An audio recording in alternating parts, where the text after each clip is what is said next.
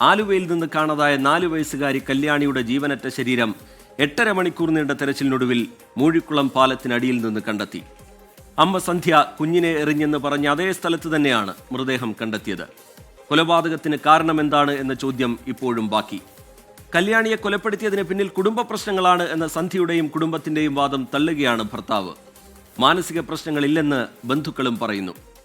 തന്നെയും സഹോദരിയെയും കൊലപ്പെടുത്താൻ മുമ്പും സന്ധ്യ ശ്രമിച്ചിരുന്നു എന്നാണ് മൂത്ത മകൻ 24-നോട് പറഞ്ഞത്. 100 കണക്കിന് ആളുകളാണ് കല്യാണിക്ക് അന്ത്യയാത്ര നൽകാൻ എത്തിയത്.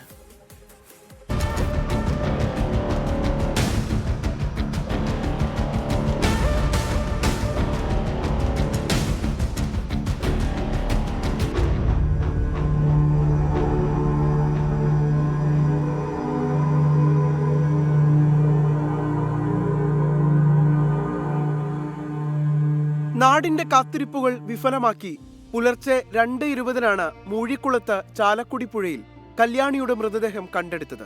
അമ്മ സന്ധ്യയാണ് കുഞ്ഞിനെ പാലത്തിൽ നിന്ന് പുഴയിലേക്ക് എറിഞ്ഞത്. കൊലപാതകം എന്തിനെന്ന് സന്ധ്യ പോലീസിനോട് വ്യക്തമാക്കിയിട്ടില്ല. മൊഴികൾ മാറ്റിപ്പറയുന്ന സന്ധ്യയ്ക്ക് മാനസിക പ്രശ്നങ്ങളുണ്ടോ എന്ന് പോലീസ് പരിശോധിക്കും. 4 വയസ്സുകാരി കല്യാണിയെ കൊല്ലാൻ കാരണം കുടുംബ പ്രശ്നങ്ങളെന്നാണ് സന്ധ്യയും കുടുംബവും പറഞ്ഞത്. എന്നാൽ ഈ ആരോപണങ്ങൾ നിഷേധിക്കുകയാണ് ഭർത്താവും ബന്ധുക്കളും. 1 മാസമായിട്ട് ഞാനിവിടെ ഇല്ല. ഞാൻ ഈ അച്ഛനായതുകൊണ്ടാണ് ഞാൻ വന്നത്. പിന്നെ എന്തെങ്കിലും കുടുംബ പ്രശ്നങ്ങൾ ഉണ്ടോ എന്നത് എൻ്റെ മൂത്ത മോനാണ് ഇരിക്കുന്നത്. ഇവിടെയുള്ള ഏതെങ്കിലും പിള്ളേരോടോ അല്ലെങ്കിൽ ഇത്രയും അടുത്ത ആൾക്കാരോടൊപ്പില്ലേ ആരോട് ചോദിച്ചാലും പറഞ്ഞു തരും. സന്ധ്യയുടെ പെരുമാറ്റത്തിൽ പ്രശ്നങ്ങൾ ഉണ്ടായിരുന്നുവെന്ന് കുടുംബവും അയൽക്കാരും പറയുന്നു. അങ്ങനെ കുഴപ്പങ്ങളായിട്ടൊന്നും തോന്നണില്ല. പുള്ളിക്കാരത്തിക്ക് അവരുടെ ആൾക്കാർ എന്നുള്ള ഒരു ചിന്ത മാത്രമേ ഉള്ളൂ.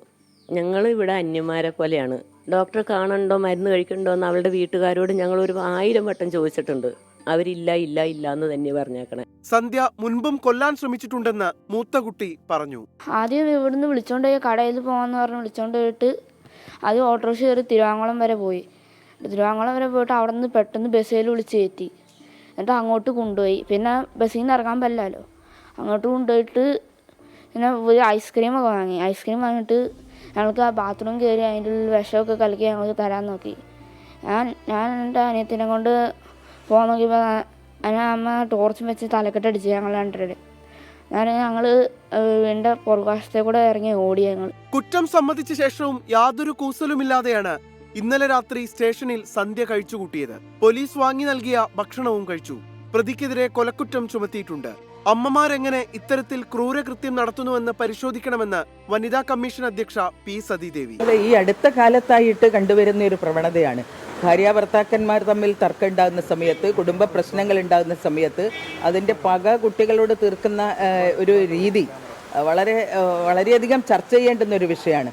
അത് എന്തുകൊണ്ടാണ് അമ്മമാർ തന്നെ ഇത്തരത്തിലുള്ള ക്രൂരകൃത്യങ്ങൾ ചെയ്യാൻ ഇടവരുന്നത് എന്നതിനെക്കുറിച്ച് ഗൗരവമേറിയിട്ടുള്ളൊരു പഠനം ആവശ്യമാണ് എന്നാണ് എനിക്ക് തോന്നുന്നത്. കല്യാണിയുടെ സംസ്കാര ചടങ്ങുകൾ ചോറ്റാനിക്കര പൊതുശ്മശാനത്തിൽ നടന്നു.